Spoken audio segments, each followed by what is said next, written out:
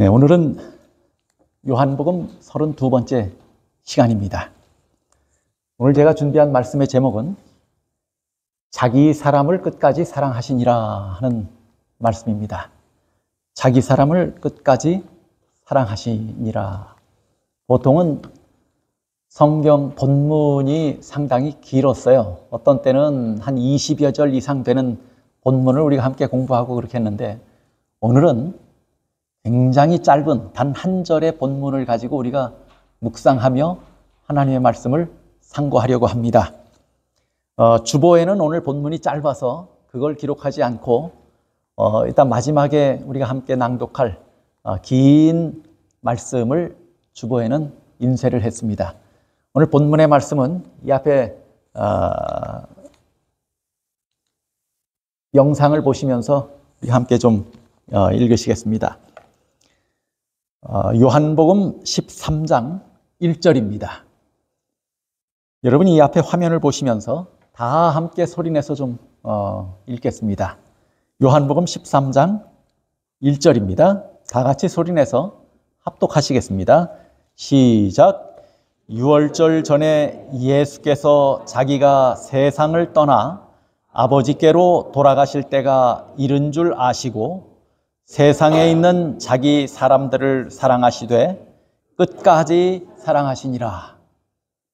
다시 한번 저를 따라 읽으시지요. 제가 먼저 읽으면 저를 따라서 복창해 주시면 좋겠습니다. 세상에 있는 자기 사람들을 사랑하시되 끝까지 사랑하시니라. 하나님은 사랑이십니다. 성경은 하나님이 누구를 사랑하셨는지, 또 하나님은 어떻게 사랑하셨는지, 그리고 그 사랑 안에서 우리가 어떤 큰 은혜를 입게 되었는지를 자세히 증거합니다. 그런데 문제는 상대가 사랑하면 반대로 나는 그 사랑을 어떻게 해야 돼요? 문제가 있어요. 무슨 문제가 있냐면 상대는 사랑하는데 나는 그 사랑을 압니까? 모릅니까? 안다고 말씀하실 수 있겠지요? 다시 질문하지요. 하나님은 그렇게 사랑하시는데 나는 그 하나님의 사랑을 느끼고 있습니까?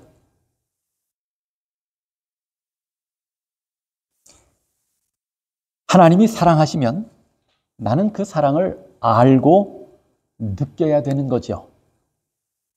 그런데 가만히 생각해 보면 내가 그 사랑을 정말 피부로 느끼고 있는가? 나는 그 사랑을 경험하고 있는가?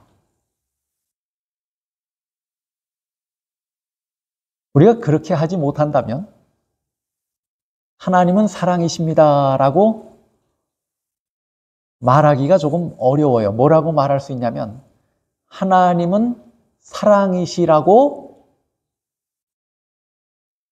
합니다. 하나님은 사랑이라고 하시더라. 이렇게 말할 수밖에 없어요.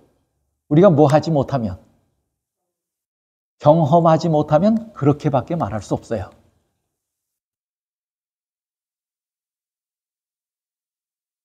엄마가 딸을 앞에 놓고 이렇게 이야기합니다. 얘야, 엄마가 널 얼마나 사랑하는 줄 아니? 그 딸이 뭐라고 대답했겠어요? 그야 엄마니까 그렇지. 엄마니까 당연히 사랑하는 거 아니야?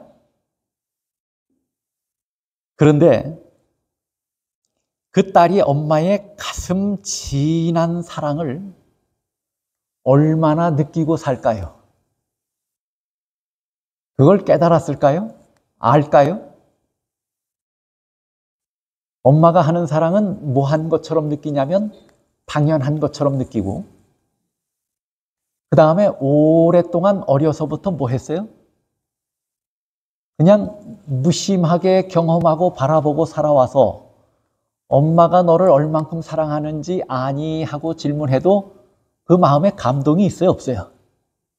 없어요. 무뎌질 대로 무뎌져서 대답을 합니다. 엄마니까 그렇지. 당연한 거 아니야? 감사가 있어요? 없어요? 감동도 없고 감사도 없어요. 속상한 엄마가 너도 너 같은 딸 낳아서 한번 잘 키워봐라 그렇게 얘기해요. 하나님은 우리를 사랑하십니다.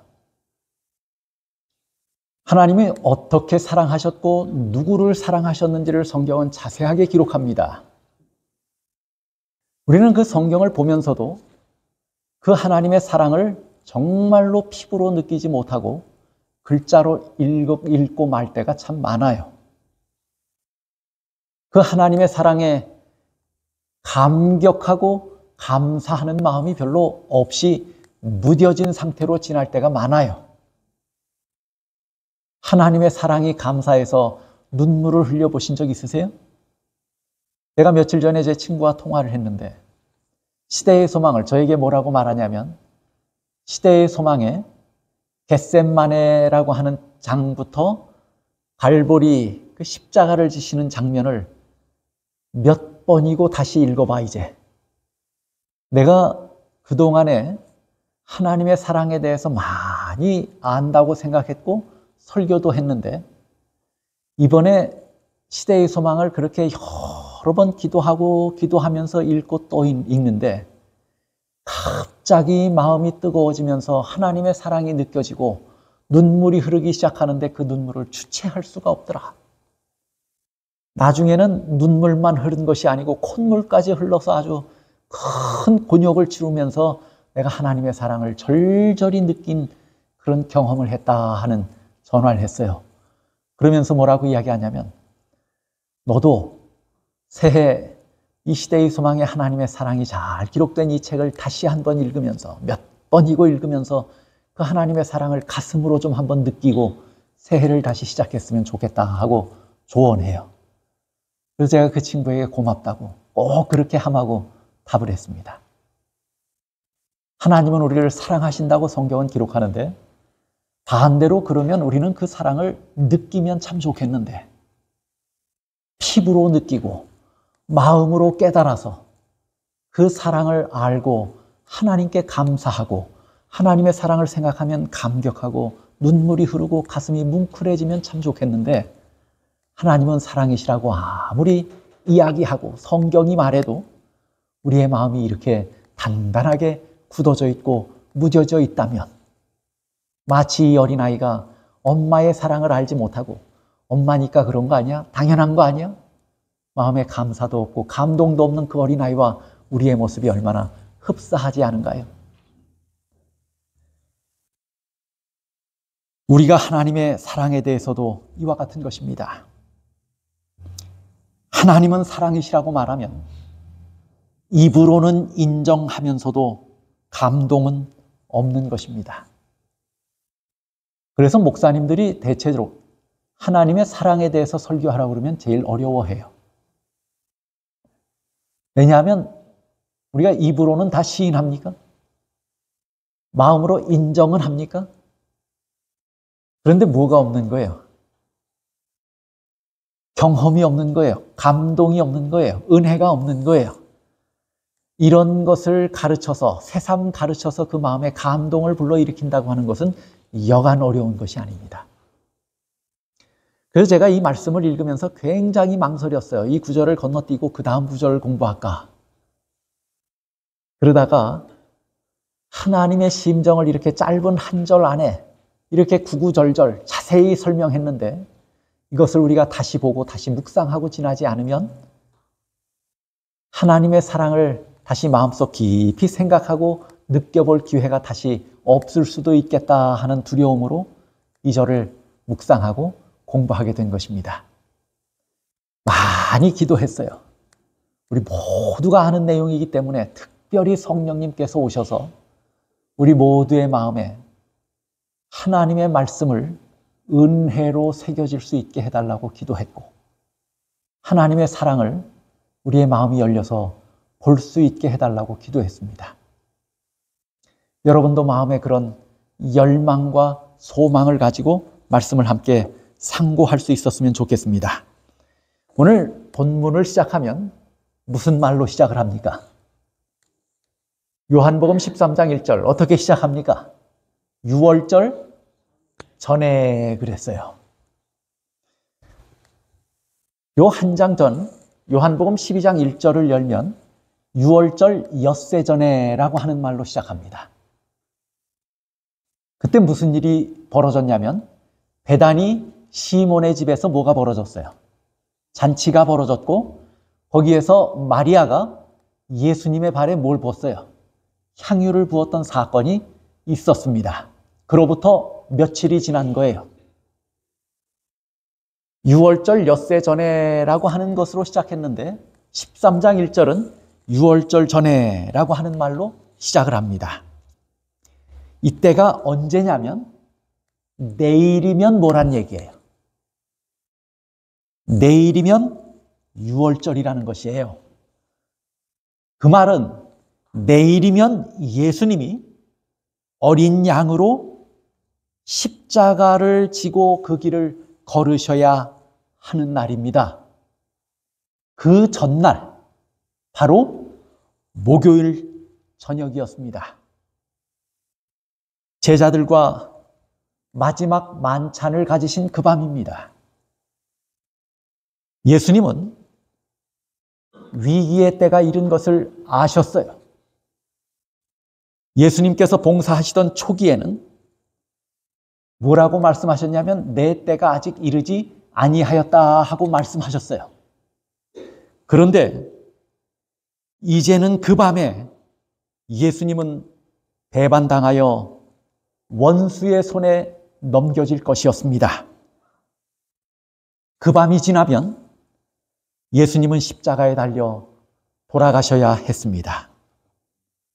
예수님은 이제 떠나셔야 하는 겁니다. 인류의 죄를 무겁게 홀로 지시고 그 인류의 죄를 속하기 위한 역사를 이루시려는 마지막 찰나인 것입니다. 마지막 밤입니다. 그 밤이 지나면 예수님은 돌아가셔야 합니다. 그런데 그 위기의 때를 앞에 놓고 가만히 아무것도 모르고 앉아있는 제자들의 모습을 보니까, 그 제자들의 모습을 보니까 가슴 아픈 거예요. 저들이 아직 다 준비되어 있지 않은데. 바로 그 순간에 예수님의 심정을 표현한 것이 요한복음 13장 1절입니다. 비록 짧은 말씀이지만 그 속에 담겨진 예수님의 안타까운 마음과 예수님의 위대한 사랑과 하나님의 크신 사랑이 짧게 기록된 것이 요한복음 13장 1절이에요.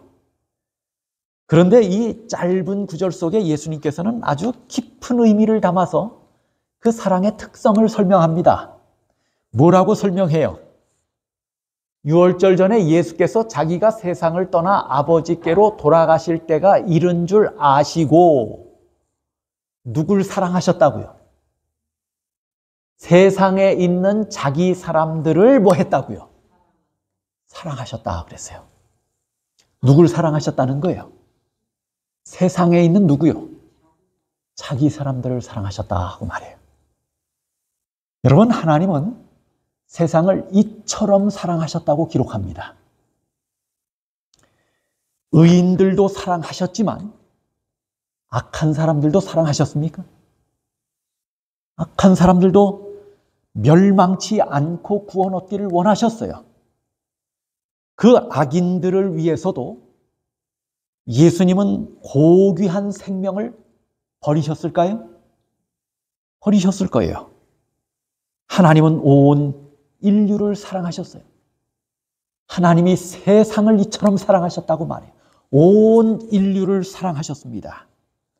지구 끝에 어느 골짜기에 보잘것없는 어머니의 등에 엎혀진 한 어린 아이까지도 예수님은 바라보셨고 사랑하셨던 분이에요. 연약하고 무시당하고 버림받은 속절없는 사람들을 바라보면서 눈물을 흘리시며 사랑하셨던 분이 예수님이에요. 예수님은 온 인류를 사랑하셨습니다.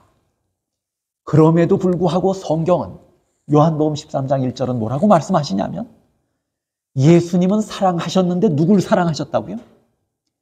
자기 사람들을 사랑하셨다고 말해요. 예수님이 온 인류를 사랑하신 것은 예수님의 보편적인 사랑이에요. 그런데 특별히 예수님은 더 애착을 가지고 더 사랑하셨던 사람들이 있어요. 성경은 그런 사람들이 있다고 말해요. 그렇죠? 누구라고 말해요? 그 사람들이. 자기 사람들이라고 말해요. 누가 예수님이 특별히 사랑한 자기 사람일까요? 누가 예수님이 말씀하신 자기 사람이에요?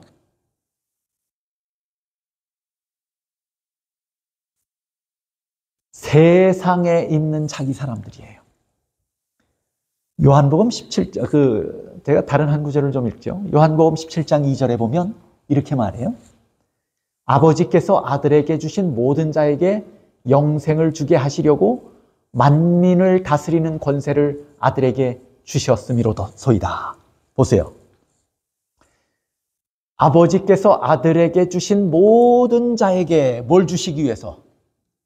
영생을 주시기 위해서. 자, 이 말씀은 특별한 사람들만을 사랑하셨다는 얘기예요? 온 인류를 사랑하셨다는 얘기예요? 온 인류를 사랑하셨다는 얘기예요. 그런데 계속해서 요한복음은 뭐라고 말하냐면 세상에 있는 자기 사람들을 사랑하셨다고 말해요. 더 보세요.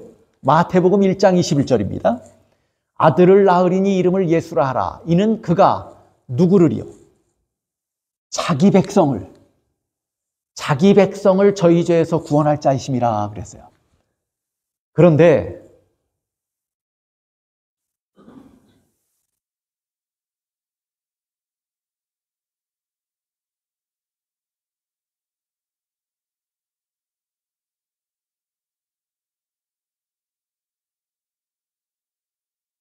요한복음 17장 16절은 이렇게 말합니다. 내가 세상에 속하지 아니함 같이 저희도 세상에 속하지 아니하였삼나이다. 저희가 누구예요? 요한복음 13장 1절에서는 하나님이 온 인류도 사랑하셨지만 누굴 사랑하셨다고요? 자기 사람들을 사랑하셨다. 그 사람들을 소개하기를 어디에 있느니라고 그랬어요? 세상에 있는 자기 사람들을 사랑하셨다고 그랬어요. 지금 예수님께서 아무런 의도나 목적도 없이 우연히 예수님의 사랑에 대해서 설명하면서 성경 기자가 세상에 있는 이란 말을 썼을까요? 그렇게 하지 않았어요. 17장 16절로 넘어와 보면 예수님은 세상에 속했다고 그랬어요? 안 속했다고 그랬어요? 그런데 세상에 있습니까? 없습니까? 있어요. 세상에 있는 이란 말은 단순히 존재하는 이란 말의 의미가 아니에요. 우리가 이 세상에 있다라고 말하면 우리가 이 세상에 뭐 한단 말이에요? 살아있다 그 말이에요. 그렇죠? 존재한다 그 말이에요. 그런데 예수님께서 요한복음 13장 1절에 세상에 있는 자기 사람들이라고 말할 때 세상에 있는은 존재를 말하는 것이 아니에요. 17장 16절에 와서 보니까 저희 자기 사람들이에요. 그 자기 사람들은 예수님이 그렇게 하셨던 것처럼 세상에 있기는 하지만 원은 안 한 사람들이에요. 세상에 속하지는 않은 사람들이에요. 그 사람들이 누구라는 거예요? 자기 사람들이에요. 하나님이 온 인류를 사랑하셔서 온 인류의 죄를 짊어지시고 돌아가셔요. 그리고 그들이 구원 얻기를 원하셔요. 심지어는 악인들도 구원 얻기를 원하셔요. 그럼에도 불구하고 하나님은 특별한 한 사람들, 특별한 종류의 사람들에 대해서 특별한 애정을 가지시고 더 사랑하셔요. 누굴 더 사랑하신다고 말해요, 성경은? 자기 사람들을 사랑하셔요. 근데 그 자기 사람들이 어떤 사람들이에요? 세상에는 있지만 세상에 뭐하진 않은 사람들이에요. 속하지는 않은 사람들이에요.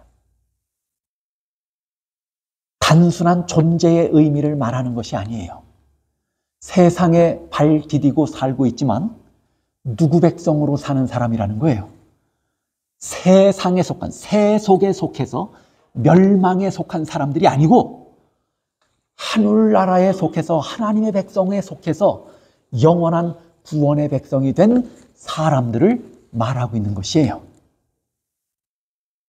그 사람들을 뭐 하셨다는 거예요, 예수님은? 더 사랑하셨다고 말해요. 특별한 애정을 가지고 사랑하셨다고 말해요. 고린도전서 3장 23절 한번 보세요. 제가 여기 인용을 안 한 것 같아요, 보니까.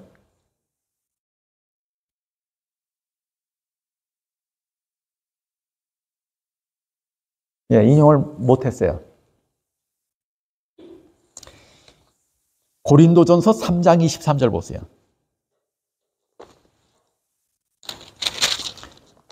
고린도전서 3장 23절. 너희는 그리스도의 것이요 그리스도는 누구의 것이니라? 하나님의 것이니라. 여기 너희가 그리스도의 것이요 라고 말할 때 너희라고 하는 말을 사도 바울은 너희가 그리스도의 것이요 라고 말했지만 사도 요한은 이 말을 뭐라고 말한 것이냐면 세상에 있는 자기 사람들로 표현한 것 같아요. 그렇지 않아요? 세상에 있는 예수님의 사람들은 사도 바울식 표현으로 뭐라고 고린도서에 표현한 것이냐면 너희는 누구예요? 세상에 있는 이에요. 그렇죠. 그러나 세상에 뭐하진 않은 사람들, 속하진 않은 사람들, 세속에 속한 사람들이 아니에요. 그 사람들은 누구의 것이라고 말해요? 그리스도의 것이라고 사도 바울은 말했어요. 그런데 사도 요한은 그 사람들을 뭐라고 표현했냐면 자기 사람들이라고 표현한 것이에요. 이사야 43장 1절은 이렇게 말합니다. 야곱아, 이스라엘아, 내가 너를 뭐 했다고요? 창조했고 내가 너를 뭐 했다고요? 구속했고 내가 너를 뭐 했다고요? 불러내었다. 그러므로 너는 누구 것이라고요? 내 것이라.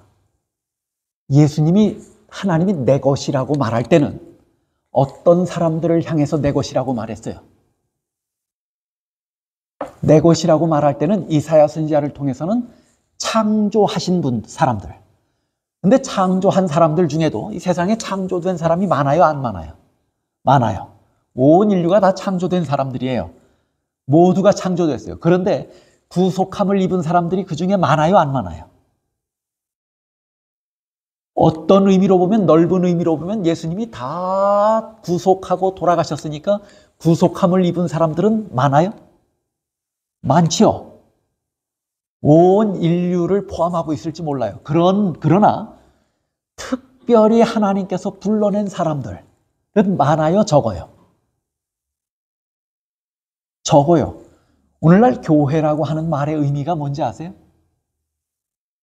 에클레시아라고 하는 교회라고 하는 말의 의미는 불러냄을 입은 사람들이에요. 불러냄을 입은 사람들의 모임을 에클레시아라고 말해요. 하나님께서 창조하셨고 구속하셨고 불러낸 사람들을 하나님이 누구 것이라고 말한 거예요? 내 것이라고 말한 거예요. 요한은 그 사람들을 뭐라고 말했냐면 세상에 속하지는 않았지만 세상에 살고 있는 하나님의 백성을, 하나님의 사람들, 예수님의 사람들, 내 사람들이라고 말한 것이에요. 누가 예수님의 사람들인지 성경이 말하죠. 분명하게 말합니다. 그리스도의 것인 사람들이 예수님의 사람들이에요. 세상에 속하지 않은 사람들이 예수님의 사람들이에요. 구속함을 입은 사람들 중에 풀러냄을 입은 사람들이 예수님의 사람들이에요. 그 다음에 여기서 말하는 예수님의 사람들은 13장 1절을 다시 보세요. 세상에 있는 자기 사람들을. 자, 지금 예수님은 누구에게 이 말씀을 하고 계세요? 지금 이 말씀은 예수님이 하신 말씀은 아니에요. 요한이 기록한 말씀이에요. 그렇죠? 그런데 어떤 상황이에요? 저 상황이. 6월절 전날이에요. 제자들이 그 자리에 지금 함께 있습니까? 마지막 만찬, 6월절 만찬을 위해서 함께 모였어요. 그 자리에서 예수님의 사랑의 특성을 설명해요. 그 자리에서 예수님의 사람들, 자기 사람들 하면 누굴 말할까요? 제자들을 말하는 것이에요. 가장 직접적이고 가장 1차적인 의미는 이 자기 사람들이라고 말할 땐 누구예요? 제자들이에요. 그것보다 조금 넓은 의미로 성경이 말하는 자기 사람들의 의미는 구속함을 입은 사람들, 불러냄을 입은 사람들이에요. 세상에 있는 사람들이에요. 그리스도의 것이에요. 조금 넓은 의미예요. 그러나 가장 1차적이고 가장 직접적인 의미로서의 자기 사람들은 지금 누구예요? 제자들이에요. 저 말씀을 한 후에 예수님은 제자들과 6월절 만찬을 나눕니다. 유다의 이야기도 등장하고 베드로의 이야기도 등장합니다. 그에게 특별한 교훈을 주십니다. 그들에게. 그러다가 요한복음 13장 18절에 가면 뭐라고 말씀하시냐면 내가 너희를 다 가리켜 말하는 것이 아니라 내가 나의 택한 자들이 누구인지 알미라 하고 말해요. 자, 자기 사람들이라고 말했는데 그 말에 대해서 제자 예수님과 함께 시간을 보냈던 예수님이 뭐라고 말씀하셨냐면 내가 너희를 다 가리켜 말하는 것이 아니라 누굴 말하는 것이라고요? 내가 뭐 한 사람들이요? 택한 자들이 누구인지 안다 하고 말했어요. 그러면 예수의 사람들, 자기 사람들의 직접적인 의미는 누구를 가리키고 있는 거예요? 예수님의 제자들이에요. 예수님은 세상을 떠나시지만 제자들은 세상에 남아 있습니까? 세상에 있습니다. 예수님은 떠나실 것이지만 제자들은 세상에 있을 것입니다. 그래서 뭐라고 말했어요? 세상에 있느니라고 말해요. 그러나 예수님께서 그렇게 하셨던 것처럼 제자들은 세상에 속할 것은 아니었어요. 세상에 있을 것입니다. 하나님은 세상을 물론 사랑하시고 복음을 듣고 구원의 대열에 선 하나님의 백성들을 더 사랑하십니다. 그러나 예수님께서 더 특별하게 사랑하시는 사람들이 있어요. 그 사람들은 누구예요? 자기 사람들인데 그 자기 사람들은 누구예요? 지금 누굴 가리켜요? 예수님의 제자들을 가리키고 있어요. 여러분, 사람들도요, 자기 자녀에 대한 애착이 있습니까? 없습니까? 마음에 여유가 있고 사랑이 넘치는 사람은 다른 자녀들도 좋아해요, 안 해요? 다른 자녀들을 바라봐도 이쁘게 봅니까? 애정 어린 눈으로 봅니까? 심지어는 그런 사람에게서조차도 자기 자녀에 대해서는 더 특별한 애정이 있을까요? 다른 아이들을 애정 어린 시선으로 바라보고 좋아하는 부모도 자기 아이에 대해서는 더 특별한 애정이 있을 거예요. 그렇지 않습니까? 100명의 아이가 우글우글거려도 자기 아이만 눈에 들어옵니까? 그게 부모가 가진 그 눈은 특별한 눈이에요. 뭐가 그렇게 하냐면 애정이 그렇게 하는 거예요. 사랑이 그렇게 하는 거예요. 많은 사람이 이 땅에 존재해도 하나님은 자기 사람들을 사랑하십니다. 자기 백성 중에서도 자기 사람, 그 제자들을, 특별한 사람들을 예수님은 뭐 하신다고 성경은 기록했냐면 더 특별한 애정을 가지고 사랑하시고 바라보신다고 말해요. 하나님은 자기 사람들을 특별한 애정을 가지고 보시는 분입니다. 그런데 그 사람들은 예수님이 떠난 세상에서 누구 일을 해야 할 사람들이에요? 예수님께서 남겨둔 일을 해야 할 사람들이었어요. 마찬가지로 이 세상에서, 예수님 없는 이 세상에서 마지막 남은 자손으로서 하나님의 특별한 사명을 가지고 있는 우리라면 하나님이 더 특별하게 사랑하실까요? 더 특별하게 사랑하실 겁니다.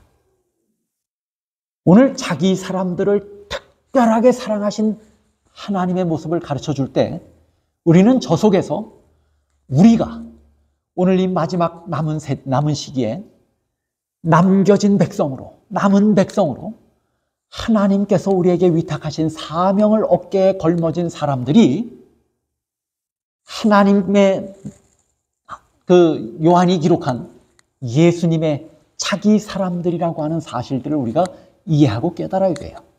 이 말은 뭐냐면 오늘 저와 여러분이 누구라는 거예요. 그리스도의 것이고 하나님의 것이고 예수님께서 말씀하시는 자기 사람들이에요. 그 순간 제자들을 지칭한 것이었지만 예수님 없는 이 세상에서 세상에 몸담고 살고 있지만 세상에 완전히 세속에 물들지 않고 세속에 살지 않는 하나님의 백성 중에 하나님의 마지막 남은 자손으로 특별한 사명을 가지고 진리를 수호하는 사람이 있다면 그 사람이야말로 하나님의 사람이고 하나님께서 말씀하시는 자기 사람이라고 하는 것이에요. 오늘 저와 여러분이 예수님에게 자기 사람인 것을 기억하셔야 합니다. 그런데 오늘 우리를 하나님은 더 그래서 뭐 하셔요? 더 특별하게 사랑하셔요. 여기 뭐라고 말씀하셨냐면 자기 사람들을 사랑하시되 어떻게 사랑하셨다고요? 끝까지 사랑하셨다고요. 이 세상에 있는 자기 사람들을 사랑하시되 끝까지 사랑하셨다고요.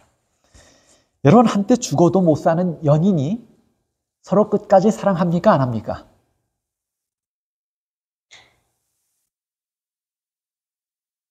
조금 시간이 지나면 사랑을 고백했던, 그리고 내 사랑은 변하지 않을 거야 하고 장담했던 그 사람들 사이에 이상한 기류가 흐르더니 한 사람이 고백합니다. 이제는 실증 났어. 그런 일이 벌어져요, 안 벌어져요? 한 사람이 이야기합니다. 우리가 이렇게 다른 줄 몰랐어. 성격에 뭐가 있다는 거예요? 차이가 있어요. 처음에 모르고 만났어요? 한때 죽어도 못 사는 연인들이 끝까지 사랑합니까? 끝까지 사랑하지 않습니까? 끝까지 사랑하는 사람들도 혹 있을지 모르지만 그렇지 않아서 잠깐 사귀고 헤어지는 사람들 참 많아요. 그럼 결혼한 부부는 어떻든가요? 사람이 결혼하면 끝까지 사랑합니까? 제가 결혼한 어떤 분들의 고백을 직접 들었어요. 나는 더 이상 사랑하지 않는다고 하는 이야기들을 들었어요. 그 이야기를 당사자에게 옮기면 난리 날 거예요. 풍지박산 날 가정들이 있어요. 결혼하면 끝까지 사랑합니까? 우리 이성희 자매님께 물으면 그렇게 하신다고 말씀하실 거예요. 제가 보면 조 집사님을 아주 끝까지 사랑하시는 것 같아. 그런 모습이 보여요.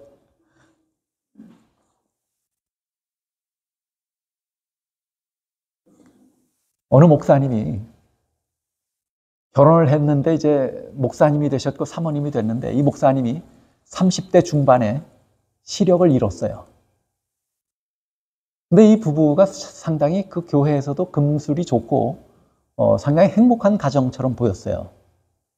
근데 30대 중반에 이 목사님이 시력을 잃었는데 어린 아이 때부터 시력을 잃은 사람들은요, 온 몸의 촉각이며 신경들이 잘 발달해서 시력을 잃고도 적응하는 것이 훨씬 빠르고 수월합니다. 물론 절대로 살아가는 게 쉽고 만만한 건 아니에요. 그렇죠? 그럼에도 불구하고 어린 아이 때 시력을 잃으면 그래도 적응하는 것이 수월하다는 거예요. 왜냐하면 다른 신경들이 뭐하기 때문에? 발달하기 때문에. 그런데 다른 신경들이 다 이미 고루 성장해서 잘 조화를 이룬 상태에서 성인이 되어서 시력을 한껏 갑자기 잃으면 훨씬 더 어렵다는 겁니다. 그러면 그렇게 적응하며 사는 것이 훨씬 더 어려워서 정말 안 보여서 캄캄한 게 아니고 정말 마음까지도 모든 생각이 앞이 다 캄캄한 거예요. 그럴 때는 특별히 목사님이 그렇게 됐으니 얼마나 암담해요. 그러면 그 사모님이 하실 일이 더 많아졌어요? 그 자녀들이 아빠를 위해서 해야 할 일이 더 많아진 겁니까? 그렇게 된 남편을 긍휼히 여기고 아빠를 불쌍하게 여기면 얼마나 좋겠어요. 실제로 그렇게 도와야 될 거 아니에요? 그런데 조금 시간이 지난 다음에 이게 실제 있었던 일이에요. 이 목사님이 그 기록한 글이 실제로 존재해요. 그런데 이 아내가 남편을 떠납니다. 우리가 바라볼 땐 참 안타까운 일이죠. 그러나 그 남편과 함께 살아야 하는 이 아내가 결코 쉬운 것은 아니었을 거예요. 쉽진 않았을 거예요. 그래도 떠난 것은 너무하다 하는 생각이 들지만 얼마나 힘들고 오죽했으면 그랬을까 하는 생각도 한편 들어요.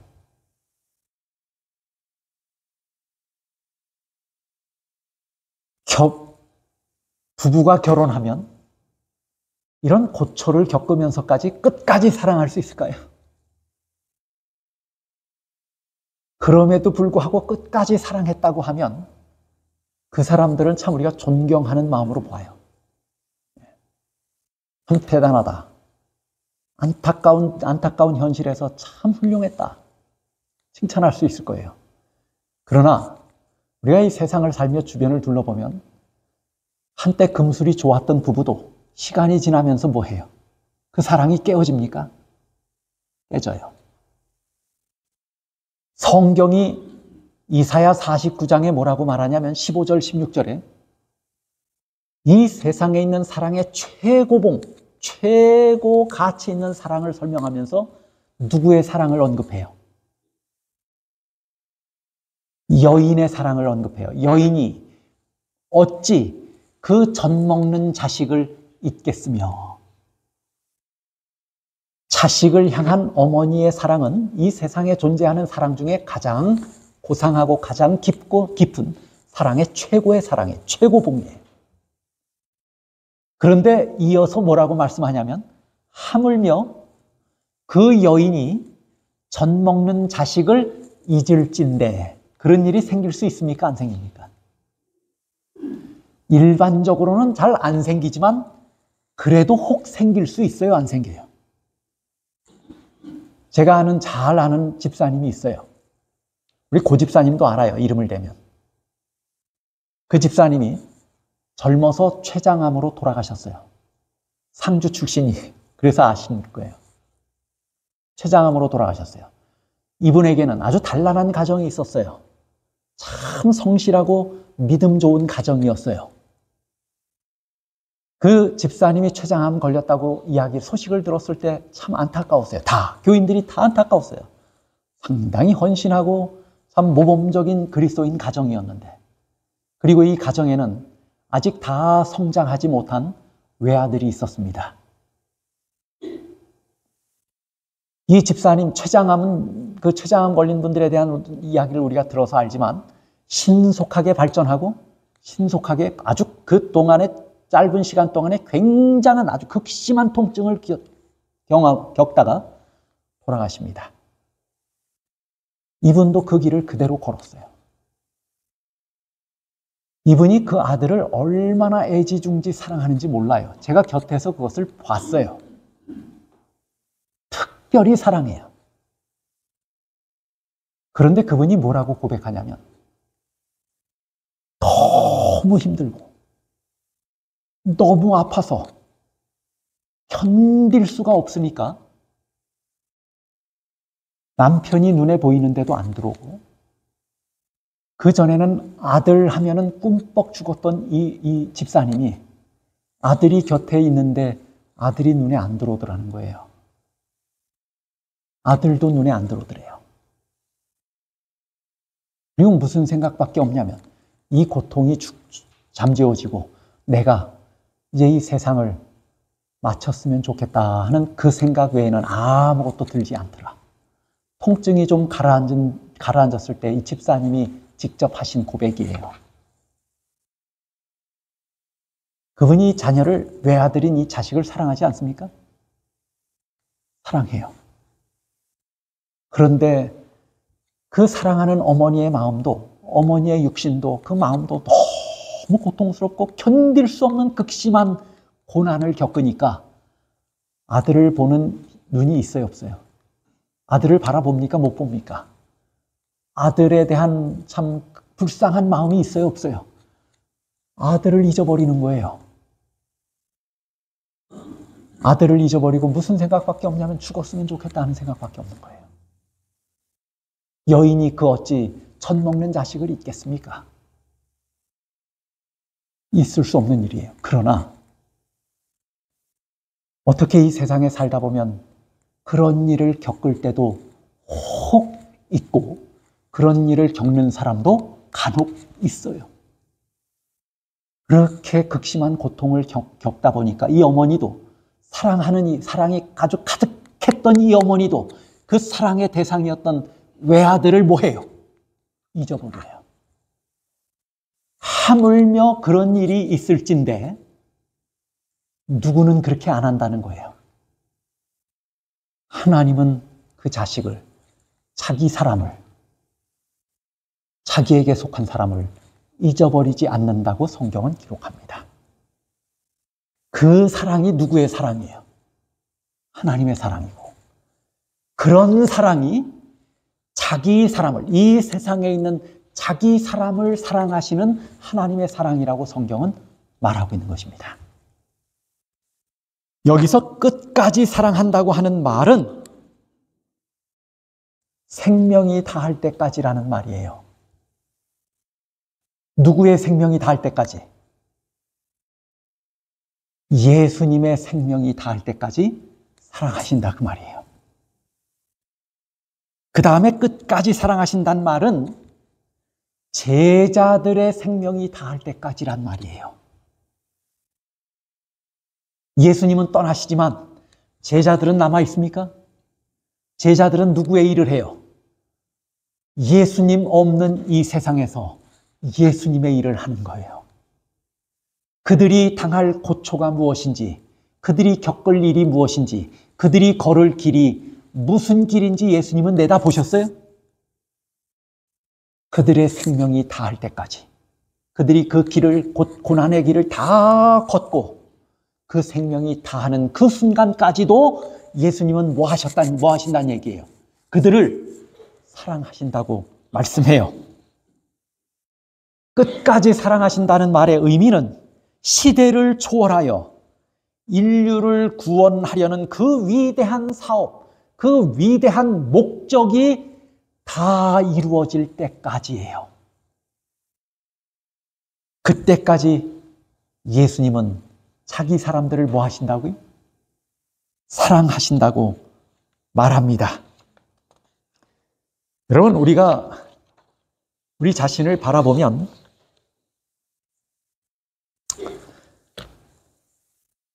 아직 좀 우리 믿음이 아쉽습니까? 다 잘한 것 같아서 만족스러우십니까? 많이 아쉽죠? 우리가 갈 길이 이제 거의 다 왔습니까? 아직 먼 것 같습니까? 예수님께서 오실 때는 가까워 온 것 같은데 우리가 갈 길은 다 온 것 같아요? 먼 것 같아요? 우리가 갈 길은 아직 먼 것 같아요. 왜? 우리 자신의 모습을 보니까 그래요. 그러면 우리는 무슨 생각을 하냐면 우리가 실수하고 좌절하고 스스로에게 실망해서 좌절감에 빠지면 무슨 생각에 사로잡힐 수가 있냐면 하나님은 끝까지 날 사랑하실까? 그런 생각에 사로잡힐 때가 있을까요? 없을까요? 우리는 여기까지라고 말할 때가 있을까요? 여기까지, 이건 넘으면 더 이상은 아닐 것 같은데 그런 생각이 들 때가 있어요? 그러나 우리가 그렇게 느껴도 하나님께는 그게 뭐예요? 끝까지입니까? 아닙니까? 아니에요. 여러분 보세요. 베드로는 이제 곧 배반할 것입니까? 배반할 거예요. 예수님을 부인할 겁니까? 부인할 거예요. 그런데 그런 사람을 예수님이 끝까지 사랑하셨습니까? 그때 말하는 끝까지 사랑하신다는 말의 의미는 뭐예요? 베드로가 완전하게 일어서서 뭐 할 때까지요? 회복될 때까지예요. 그때까지 사랑하신단 말이에요. 예수님의 사랑의 특성 중에 끝까지 사랑하신다는 말의 의미를 우리가 바르게 이해해야 돼요. 이해하면 이해할수록 은혜가 있어요.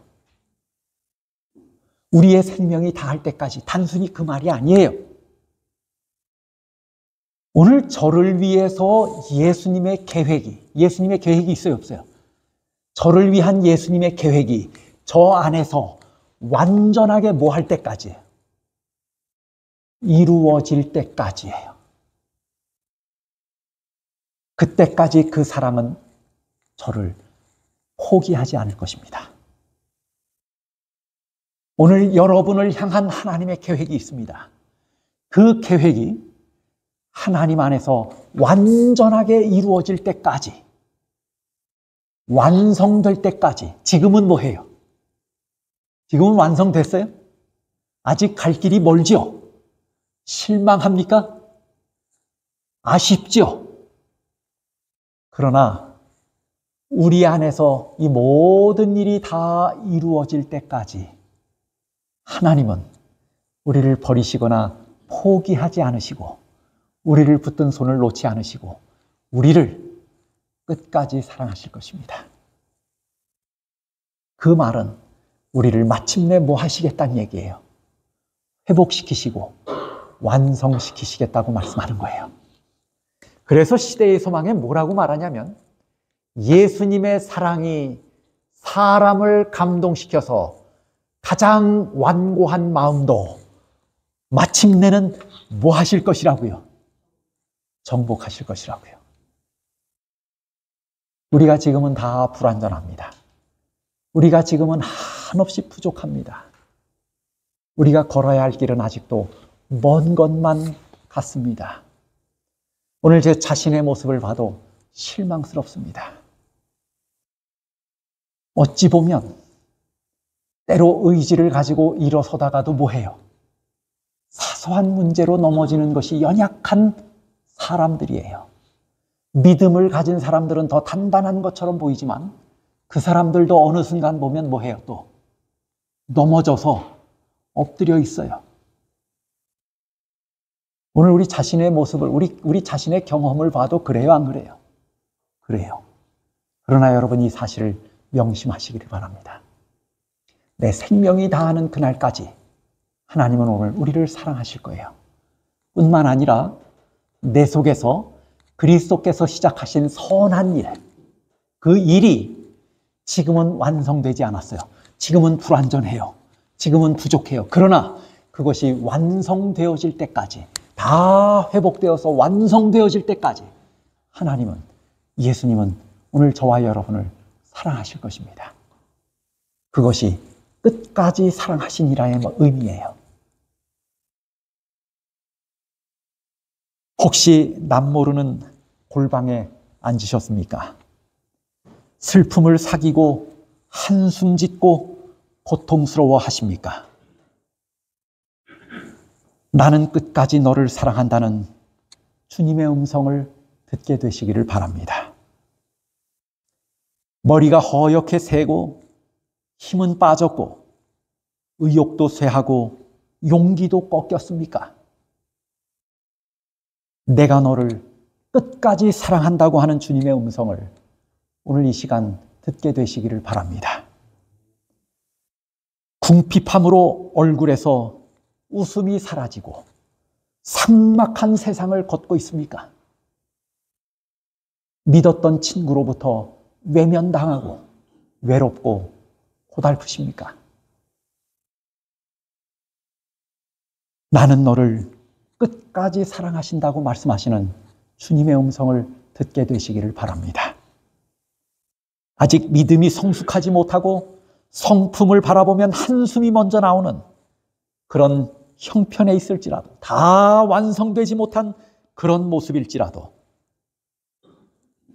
그래서 실망스러우실지라도 오늘 말씀하시는 주님의 음성을 듣게 되시기를 바랍니다. 우리는 끝이라고 생각하는 그 순간에도 하나님의 사랑은 끝이 아닙니다. 오늘 저는 말씀을 줄이면서 한 그림을 좀 보여드리려고 그래요. 제가 언젠가 이 그림을 보여드린 기억이 있는데, 여러분 저 그림 기억나십니까? 2008년 5월 13일에 있었던 중국의 스촨성 대지진 후에 일어났던 사건입니다. 그 폐허 속에서 당시에요, 제가 그 기록을 다시 살펴보니까요, 당시에 지진이 일어났던 그 마을에, 스촨성의 60%가 죽었답니다. 그 마을에 60%가 죽고 그 마을에서 살아난 사람은 40%밖에 안 돼요. 어마어마한 사람이 죽었어요. 그런데 폐허 속에서 구조대가 사람들을 구조하다가 두 팔을 땅에 짚고 무릎을 꿇고 웅크린 채로 숨을 거둔 20대 한 여성을 발견해냅니다. 저 여인은 식사 중에 젓가락을 채 놓을 새도 없이 몇십 톤에 이르는 무너진 건물 잔해에 그 잔해를 온몸으로 지탱하며 죽은 여인의 모습이었어요. 그런데 발견된 그녀의 몸 안쪽에는 잠들어 있는 아기가 발견된 것입니다. 놀라운 것은 그 아이는 다친 곳이 없었다는 것이에요. 그런 상황에서도 엄마는 숨을 거두기 직전까지 딸에게 모유 수유를 했어요. 그리고 그 현장에서 발견된 휴대전화가 있었어요. 그 휴대전화에 이 엄마가 정신을 잃기 전에 마지막으로 남겨준 음성이 기록이 돼 있었어요. 너무도 사랑하는 내 아가, 만약에 네가 살게 된다면 이것만은 기억해다오. 엄마가 너를 얼마나 사랑했는지.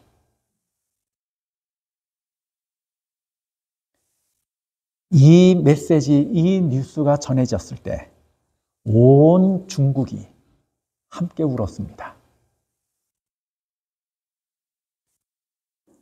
오늘 이런 사랑의 최고봉인 여인의 사랑이